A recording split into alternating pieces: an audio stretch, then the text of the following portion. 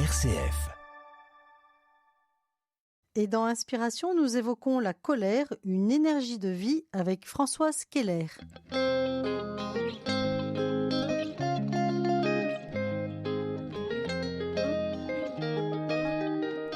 Inspiration, Laetitia de Traversée. Et si nous faisions de la colère une énergie de vie? C'est le thème que nous avons choisi d'approfondir avec vous, Françoise Keller. Merci d'être avec nous. Merci, bonjour. Vous êtes formatrice certifiée en CNV, communication non violente, coach, conférencière et auteur. Alors, on va peut-être commencer par définir la colère, Françoise. Alors, j'ai regardé l'étymologie de ce mot et j'ai trouvé que ça vient du latin cholera, qui veut dire bile, colère. Et en fait, le mot colère, visiblement, n'est entré qu'assez tard dans la langue. Le mot habituel dans les âges anciens était lyre. On parle de l'ire des dieux grecs, par exemple, la colère. Voilà, donc tout ça pour parler de ce mot aujourd'hui, de la colère, un mot qu'on connaît bien, mais qu'on n'a peut-être pas assez approfondi. Oui, en tout cas, c'est intéressant de voir que la colère est une émotion, qu'on connaît tous. Et c'est intéressant de voir que dans l'étymologie, elle est liée au corps, en fait. L'émotion, c'est quelque chose qui se passe dans le corps. Les pays asiatiques parlent souvent du lien avec la foie, l'organe du foie, la bile. Se faire de la bile. Voilà. Mais en tout cas, il y a quelque chose dans la colère qui est vraiment une émotion spécifique, qui est différente des autres émotions qui se travaillent différemment et qu'on ne connaît pas forcément toujours bien. On peut dire que c'est un sujet de société, Françoise, la colère. On le voit par exemple au niveau politique. Est-ce que les guerres, finalement, l'origine des guerres ne serait pas des colères politiques ? Alors, les origines des guerres, il y en a plein. Et puis, on peut regarder les guerres au niveau international, les guerres dans nos familles, les guerres à l'intérieur de nous. En tout cas, ce qui est sûr, c'est que la colère, c'est une émotion qui est souvent pour nous associée à la violence. C'est-à-dire que, effectivement, une des spécificités de la colère, c'est que c'est une émotion qui a beaucoup d'énergie. On sait que quand on est en colère, on peut tout casser. Voilà. Ça fait peur. Ça fait peur. Ça peut détruire. Et on sait que quand on est en colère, on peut détruire, on peut faire mal, et qu'effectivement, je peux tuer quand je suis en colère, ou me faire mal. Donc, du coup, c'est ça qui est complexe dans la colère, c'est que du coup, c'est une émotion qu'on a tendance à vouloir taire, en fait, parce qu'elle est souvent associée à la violence. Et ce que j'aime dans le travail qu'on fait avec la communication non violente, c'est de distinguer la colère, qui est une émotion, comme une autre, qui est une émotion qui a sa place, et comment on va traiter la colère de façon non violente. Oui, alors on peut se poser plein de questions à ce sujet, c'est ce qu'on va voir dans toute cette émission. C'est par exemple, vous dites, elle n'est pas directement liée aux besoins, mais alimentée par les jugements. Qu'est-ce que vous voulez dire par là ? C'est-à-dire que habituellement, en communication non violente, on fait le lien entre les émotions, ce qu'on ressent et nos besoins. On va dire par exemple que je suis triste parce que j'ai besoin de plus de coopération, que je suis fatiguée parce que j'ai besoin de repos, que je suis joyeuse parce que il y a un besoin qui est satisfait. Et en fait, ce qu'on a découvert, ce que Marshall Rosenberg, entre autres, a découvert, c'est que quand je suis en colère, c'est pas en lien direct avec le besoin. Je suis en colère parce que, en général, quand je suis en colère, c'est que je considère que ce qui se passe, ça devrait pas se passer. Voilà. Et on va être obligé de faire ce passage-là par les pensées pour après voir les besoins. Mais je peux pas dire à quelqu'un, est-ce que tu es en colère parce que tu as besoin d'être accueilli ? Voilà. Est-ce que tu as besoin de réciprocité ? Ce lien n'est pas si direct que ça. Oui, alors la question, c'est comment concilier colère et non-violence, et même est-ce que c'est compatible et possible ? C'est pour ça que j'aime tellement ce thème de la colère. C'est que je vois que dans la représentation, dans l'imaginaire de beaucoup de gens, les gens, ils espèrent que s'ils sont non-violents, ils vont être tout le temps zen. Quelqu'un de non-violent va être zen, va être calme. Alors que quelqu'un de non-violent peut être en colère, finalement. C'est ça, comme si, parce que je suis non-violent, je vais taire mes émotions. Et pour moi, ce que j'ai découvert avec la communication non-violente, c'est le contraire. C'est-à-dire, c'est comment je vais être non-violent en accueillant les émotions qui sont en moi, en accueillant les émotions qui sont en l'autre. Et oui, parfois j'ai de la tristesse et parfois j'ai de la rage. Voilà. Face à certains comportements, mais je peux être non-violent quand même. Voilà. Donc il y a de l'intensité. Mais on confond souvent l'intensité avec la violence. L'intensité, la force, elle n'est pas forcément violente. Elle n'est pas forcément. Ce qui est violent, c'est quand c'est contre la vie en moi ou la vie de l'autre. C'est-à-dire si parce que j'ai de l'énergie, je nie l'existence de l'autre, alors là, je suis violent. Mais si parce que je suis en colère, je prends conscience de ce qui me meut, de ce qui m'anime, de mon énergie de vie, je vais pouvoir l'exprimer avec force, mais sans l'exprimer contre l'autre. Oui, donc ça veut dire qu'il faut apprendre à accueillir et à transformer cette énergie C'est de ça. vie qui est la colère en nous. C'est ça, avec l'intensité qui est celle-là, quoi. Je vois tellement comment, quand on démarre la CNV, quelqu'un va, dans le temps d'empathie vers soi, va dire, voilà, je suis vraiment furieuse, je suis vraiment en colère. Puis après, quand il va aller dans le dialogue, il va dire, oui, je suis un peu contrariée. Voilà. Non, non, en fait, t'es pas un peu contrariée, t'es furieuse. Voilà. Est-ce que tu peux garder cette intensité-là? Parce que l'intensité, elle est vraiment à la mesure des pensées, mais derrière les pensées, elle est à mesure de mes aspirations, de mes besoins profonds. Qu'est-ce qui est si important pour moi qui fait qu'il y a une telle intensité à l'intérieur de moi? Oui, donc finalement, on peut être en colère contre quelque chose et vivre avec intensité pour quelque chose. Voilà, ce passage-là, il va être qu'au départ, je suis en colère contre l'autre, contre son comportement, et que le travail qu'on fait en non-violence, c'est de voir que, ok, il y a de l'intensité contre cette réalité-là. Comment je passe de cette intensité contre l'autre à une intensité qui est au service de la vie?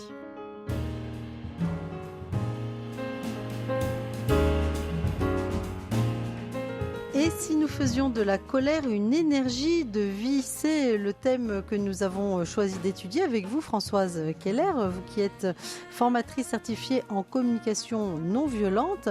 Alors, on a vu que la colère était une énergie qui pouvait détruire, mais qu'on pouvait aussi apprendre à accueillir pour la transformer. Est-ce qu'on peut prendre un exemple pour comprendre qu'est-ce qui va déclencher cette colère et comment on va pouvoir petit à petit l'accueillir et la transformer? Si on prend par exemple un exemple dans la relation de couple, voilà, c'est l'heure de partir, emmener les enfants à la crèche, à l'école, et je me rends compte que mon conjoint, qui avait promis qui avait dit qu'il ferait les courses hier soir, je vois qu'il a oublié la boîte de mouchoirs que la crèche m'a demandé depuis 5 jours. Et que ça fait 5 jours que j'arrive gênée, que je me fais engueuler par la crèche parce que j'ai pas apporté la boîte de mouchoirs. Et là, tout d'un coup, au moment de partir, au moment où j'ai plus le temps, je réalise qu'en fait, on n'a pas acheté la boîte de mouchoirs. Voilà, je prends exprès un petit grain de sable, les petits grains de sable qu'on a tous dans notre vie. Et à ce moment-là, il y a effectivement de la colère qui monte. La colère contre l'autre, il aurait quand même pu, il avait dit qu'il le ferait. La colère contre moi, j'aurais pu prévoir. Voilà, je me laisse prendre par les choses, peut-être la colère contre la crèche, voilà. Donc il y a une colère qui monte. Cette énergie-là, c'est une énergie dans le corps. Hein, souvent, on rougit, il y a de la tension, c'est chaud, voilà, ça bout, quoi. Et effectivement, la première spécificité de la colère, c'est effectivement cette qu'on connaît tous, je crois, c'est cette énergie qui monte. Si je la laisse monter sans faire attention, qu'est-ce qui va se passer? Je vais crier, je peux taper, je peux faire mal. Dire des mots gifler, aussi qui vont blesser. Je peux dire des mots qui dépassent ma pensée, qui dépassent ce que je voudrais prendre. Voilà, si je prends mon conjoint et que j'ai une relation, j'ai envie de prendre soin de ma relation avec mon conjoint. Si je fais pas attention, ce qui va sortir va pas être au service de la relation. Voilà. Donc c'est vrai que la première spécificité de la colère, c'est apprendre à repérer ses énergies et apprendre à dégager cette énergie. Voilà. J'ai travaillé plusieurs années avec une enseignante qui faisait du Qigong et on faisait des exercices de Qigong pour sortir cette énergie. Ça peut être de faire juste un geste dans le vide. Voilà. Ça peut être de se secouer. Ça peut être de taper un coussin. Voilà, vaut mieux taper un coussin que de taper le mur et de se faire une fracture ou de taper l'autre. Voilà. Faire du sport aussi, hein, voilà. C'est connu. Alors voilà, si je prends l'exemple dans l'urgence, c'est vrai que je ne vais pas aller faire du sport à ce moment-là, mais effectivement, je me souviens par exemple d'une infirmière qui me disait, moi, quand j'accumule de la colère dans la journée, le soir, je vais courir dans les bois et puis je crie. Voilà, dans les bois. Donc c'est apprendre à libérer cette énergie parce qu'elle est là. Et que si j'apprends pas à la libérer, elle va se libérer toute seule à mon insu, en fait. Oui, donc voilà. Alors, si on reprend cet exemple, on sent cette colère qui monte, on veut éviter le clash ou de dire des choses blessantes ou d'avoir des gestes blessants. Donc, on essaye de trouver une stratégie, c'est ça? Pour libérer cette énergie. Vous voyez que si je la libère pas, qu'est-ce qui risque de se passer? Ça va bouillir à l'intérieur. Et puis peut-être que, je sais pas, mon enfant qui a mis 2 chaussettes de couleurs différentes, cette colère va se déverser sur l'enfant. Vous voyez, je vais me mettre à crier ou je vais me mettre à taper ou à brusquer l'enfant. Alors qu'évidemment, l'enfant, il y est pour rien dans cette histoire, en fait. Et puis, c'est évidemment pas ça que j'ai envie de transmettre à mon enfant. Ce que nous on fait, c'est la différence entre le déclencheur et la cause de la colère. Le déclencheur, c'est voilà la boîte de mouchoirs qui est pas là et que voilà. Ça, c'est le déclencheur. C'est un fait neutre, hein. Il y a d'autres jours, ça m'a rien fait cet événement. Ce qui déclenche la colère, c'est les pensées. C'est pas normal. Ça devrait pas se passer comme ça. Il aurait dû penser à la boîte de mouchoirs. J'aurais dû vérifier. La crèche devrait en avoir en réserve. Donc ça, c'est les Vous pensées qui voyez, me traversent c'est et ces que j'accueille. pensées-là Alors. qui me traversent et c'est ces pensées-là qui déclenchent la colère. Et donc j'accueille ces pensées-là, je les repère et après je vois derrière ces pensées-là, c'est quoi les besoins. C'est-à-dire que si je me dis, il aurait dû y penser hier, est-ce que j'ai besoin de coopération? Est-ce que j'ai besoin de plus de légèreté? J'aimerais que les choses soient plus tranquilles. J'aimerais démarrer ma journée dans la paix, dans la sérénité. C'est ça qui me met en colère, en fait. Voyez, Donc, repérer le besoin qui est... derrière la pensée. Derrière cette pensée, c'est quoi le besoin? Est-ce que j'aimerais du soutien? Est-ce que j'aimerais de la compréhension? Est-ce que j'aimerais de la bienveillance? C'est ça que je cherche, en fait, derrière cette pensée. Et une fois que j'ai repéré ce besoin, qu'est-ce que j'en fais? Et du coup, une fois que j'ai repéré ces besoins, déjà, ça va être beaucoup plus facile parce que d'abord, ça me remet dans du pouvoir d'agir. Si je me rends compte que j'ai besoin de bienveillance, je me rends compte que c'est pas en criant que je vais nourrir mon besoin de bienveillance. Hein. Souvent, ma première réaction, elle aurait été tragique par rapport à ce besoin, parce qu'elle va à l'encontre. Hein. J'ai besoin de légèreté. J'aimerais démarrer ma journée dans la sérénité. Vous voyez que si je me mets en colère et que je crie, ça va pas aller dans le sens de la légèreté que j'ai envie de vivre. Donc le fait de me reconnecter à qu'est-ce que j'ai envie de vivre vraiment, ah ouais, en fait, j'aimerais tellement commencer les journées dans la sérénité. Si je me rends compte que ce qui est important pour moi, c'est de démarrer les journées dans la légèreté, peut-être qu'avec mon conjoint, on va s'organiser différemment.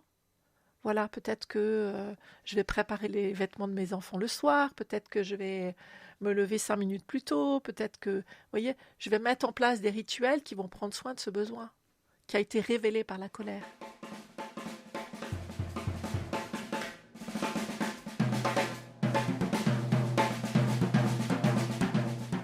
Inspiration, RCF.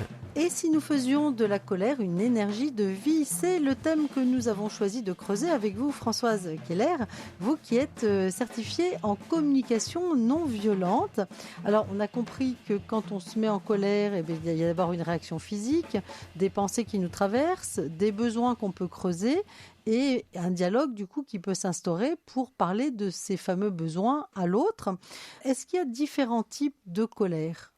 Mais oui, c'est ça. C'est que en fait, il y a plusieurs faces, il y a plusieurs sortes de colère. Par exemple, c'est important de voir qu'il y a des colères qui sont un peu liées à, on pourrait dire notre ego, en tout cas qui sont liées. J'aime bien poser cette question. Est-ce que c'est l'adulte qui est en colère ou est-ce que c'est le petit enfant? Et parfois de voir qu'en fait, c'est des blessures qui sont réveillées.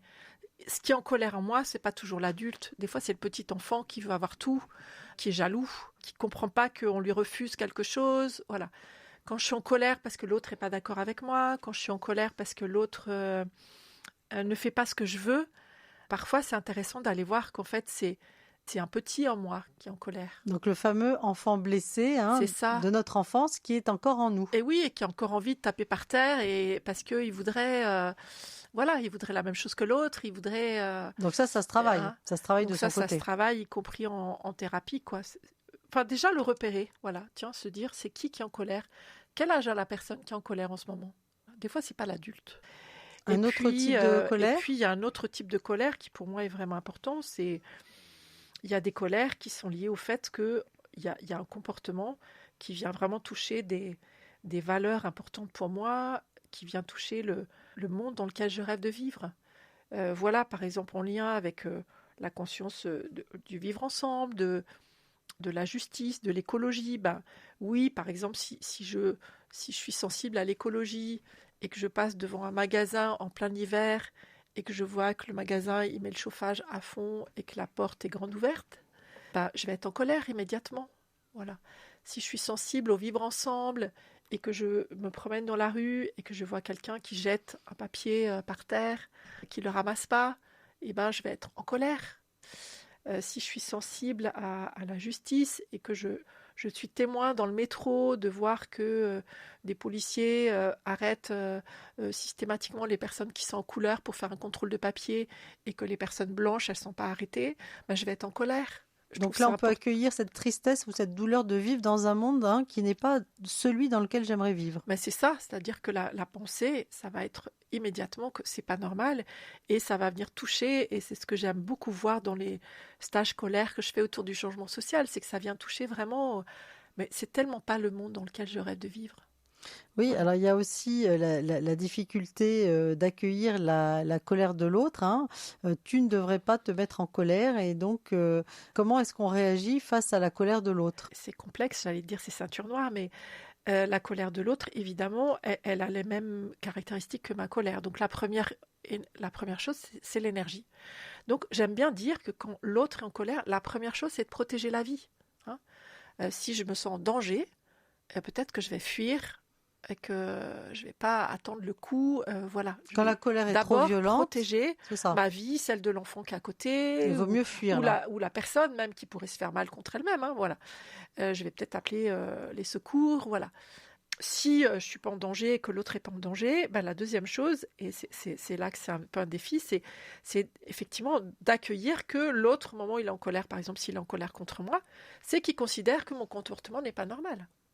Donc si par exemple j'ai coupé la parole à quelqu'un, je ne l'ai pas forcément fait avec une mauvaise intention, mais l'autre peut être en colère parce qu'il trouve que c'est pas normal ce que j'ai fait, c'est mal. Voilà.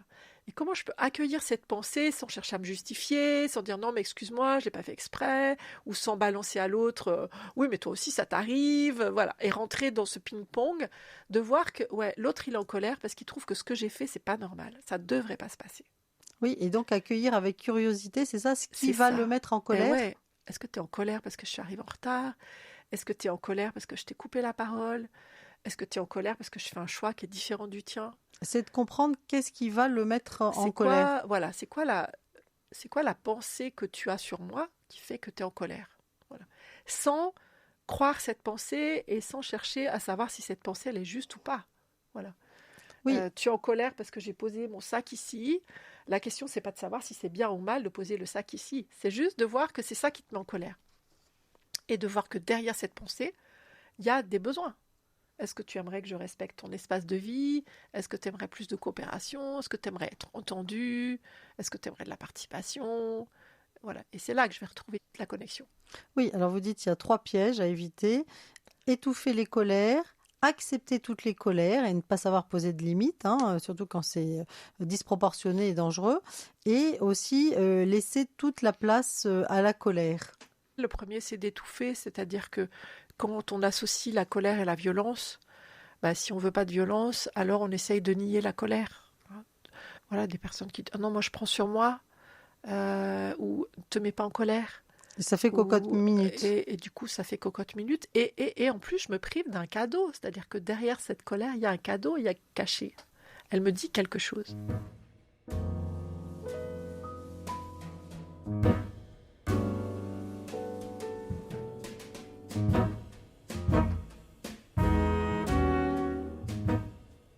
Inspiration, Laetitia de Traversée.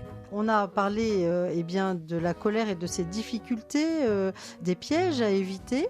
Est-ce que une des difficultés qu'on peut rencontrer aussi aujourd'hui, c'est que la colère est mal acceptée dans notre société?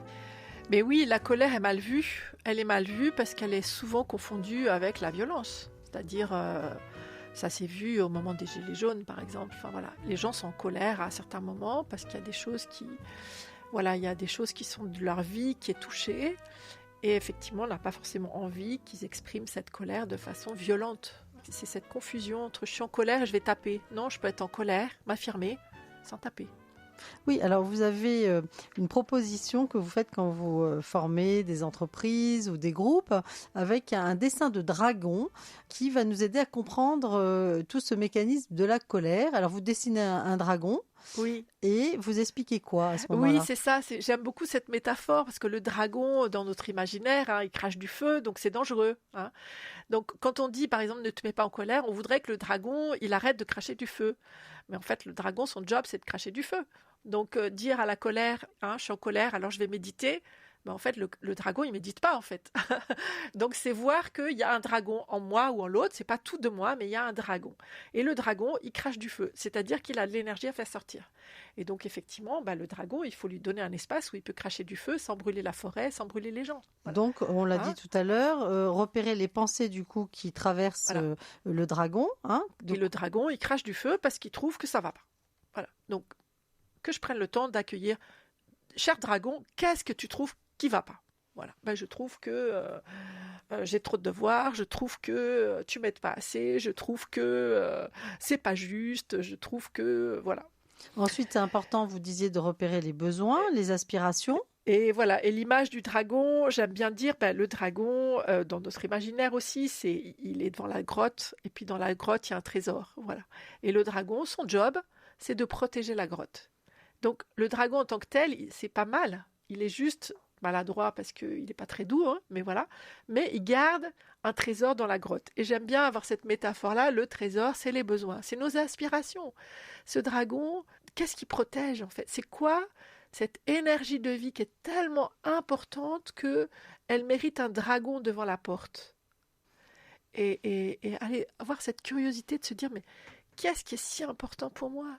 Mais je rêve d'un monde dans lequel chacun ait sa place. J'aimerais plus de simplicité, j'aimerais plus de bienveillance, j'aimerais plus de réciprocité. Voilà. Donc, ne pas oublier le trésor qui est au C'est pied ça. du dragon. Et donc, comment prendre soin du trésor gardé par mon dragon? Ce qui veut dire comment puis-je prendre soin de mes besoins fondamentaux? De mes besoins et puis du coup de ceux de l'autre quand c'est l'autre qui est en colère. Voilà, Et du coup, d'essayer d'avoir des actions, vous disiez, alignées avec ce qui est précieux pour moi. c'est ça. Moi, je me rends compte, par exemple, par exemple, ce week-end, on traverse Lyon et je vois une grande entreprise avec toutes les lumières allumées et je me raconte qu'il n'y a personne dans cette entreprise le samedi et dimanche. Voilà, et je vois tout allumé et je vois que je suis en colère à ce moment-là parce que je me dis c'est pas normal. Voilà. Et la CNV, elle m'aide à dire ok, qu'est-ce qui se passe? Mais j'aimerais tellement un monde et derrière, qu'est-ce que je veux?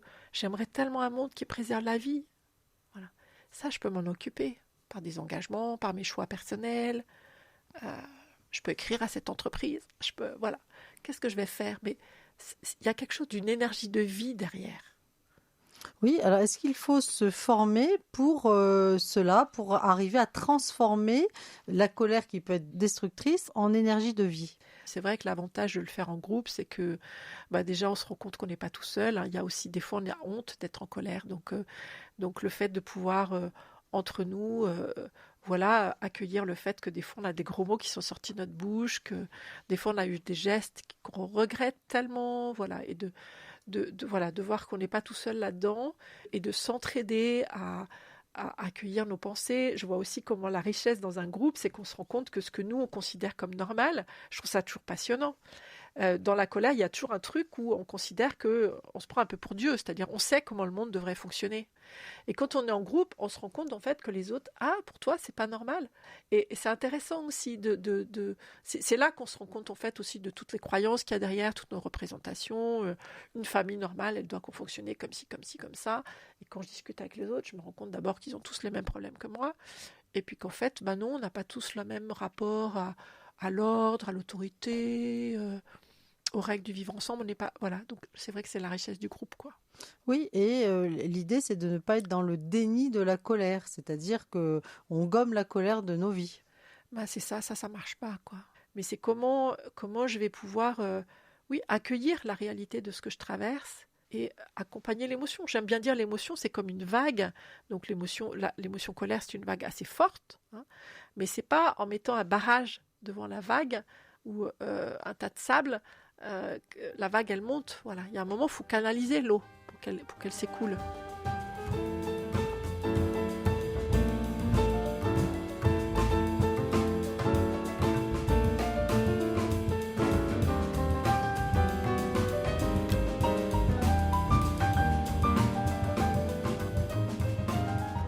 Et si nous faisions de la colère une énergie de vie? C'est le thème que nous explorons avec vous, Françoise Keller, vous qui êtes certifiée en CNV, communication non violente. Alors, c'est vrai que quand on regarde la définition de la colère, on voit violent mécontentement accompagné d'agressivité. Ça explique pourquoi on a peur de cette énergie.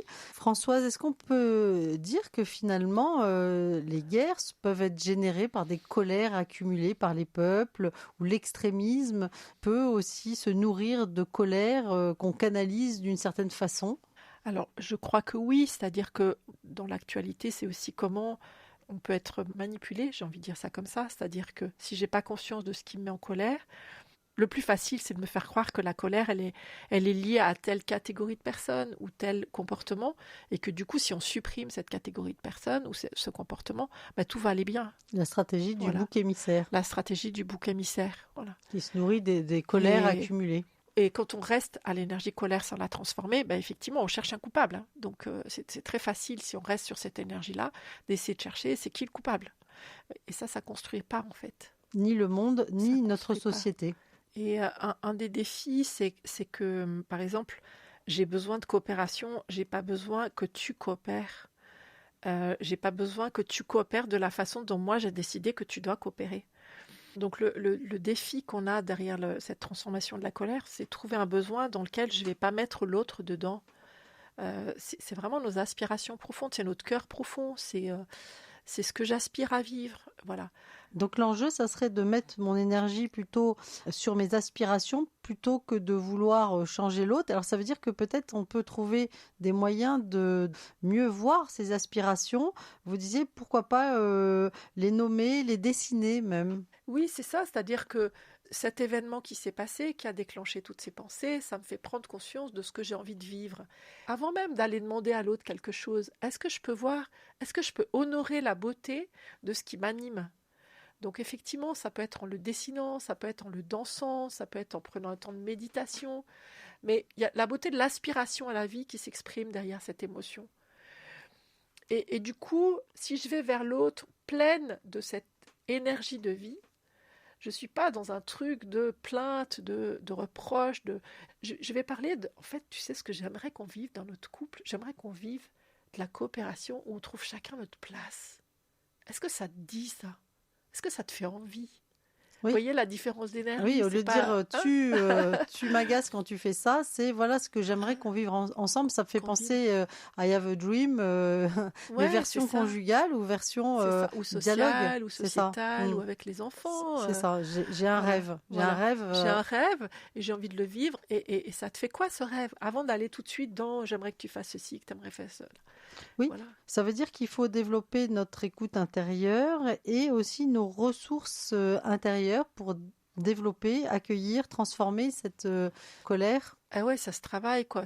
Et c'est cette capacité à voir la beauté de la vie qui s'exprime en moi. Oui, alors dans ce monde qui court, on ne sait après quoi, hein, avec un rythme très accéléré, on manque de ces plages de temps, de tête à tête et même mieux de cœur à cœur. Ça veut dire qu'il faut être attentif à avoir ces espaces-là avec les autres pour partager nos trésors, justement, et nos rêves. Alors, moi, je vais être claire, c'est sûr que ça demande du temps. Et en même temps, moi, je vois que si j'ai pratiqué la CNV depuis 20 ans et si j'ai eu envie de la mettre en œuvre dans ma vie, c'est que j'ai vu aussi combien elle me faisait gagner du temps. C'est-à-dire qu'il y avait des petites colères qui se répétaient régulièrement. Voilà, le placard, enfin, dans la vie de couple ou même au travail. Oui, c'est souvent les mêmes choses qui nous énervent. Il y a des choses qui reviennent régulièrement et qui vont m'énerver chaque fois. Chaque fois que je vais rencontrer quelqu'un qui fait ceci ou qui fait cela. Et donc, je vais gagner du temps en comprenant qu'est-ce qui est derrière, c'est ça ? Je vis avec la réalité des gens qui ont d'autres croyances que moi, d'autres présentations, d'autres qui ont leurs blessures, j'ai les miennes, ils ont les leurs. Mais je vais retrouver du pouvoir d'agir. Hein. Si je me rends compte que derrière ma violence, ma colère, il y avait un besoin de bienveillance, là, j'ai plein de choses que je peux faire dans ma vie pour être bienveillante avec moi, pour être bienveillante avec les autres, quoi.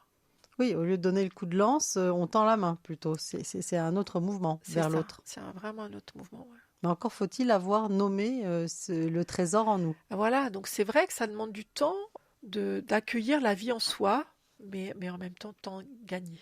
Oui, on pourrait dire aussi, est-ce que on pourrait avoir le rêve que voilà, chacun travaille ses colères et que le monde peut-être s'en porterait mieux, Françoise? Alors, moi, ce que je sais, c'est que la seule chose que je peux faire, c'est moi, faire ma part. Donc, je sais que si moi je fais ma part, bah, j'augmente déjà le chance, je contribue à ce que le monde aille plus dans le sens de ce que j'ai envie. Voilà. Après, les autres, bah, j'espère qu'ils auront envie de faire cette part-là aussi un jour, mais ça leur appartient. La perche est lancée. Un grand merci, Françoise Keller, de nous avoir accompagnés et Merci. permis de mieux comprendre ce qui se joue et comment transformer notre colère en énergie de vie. Bon vent! Merci.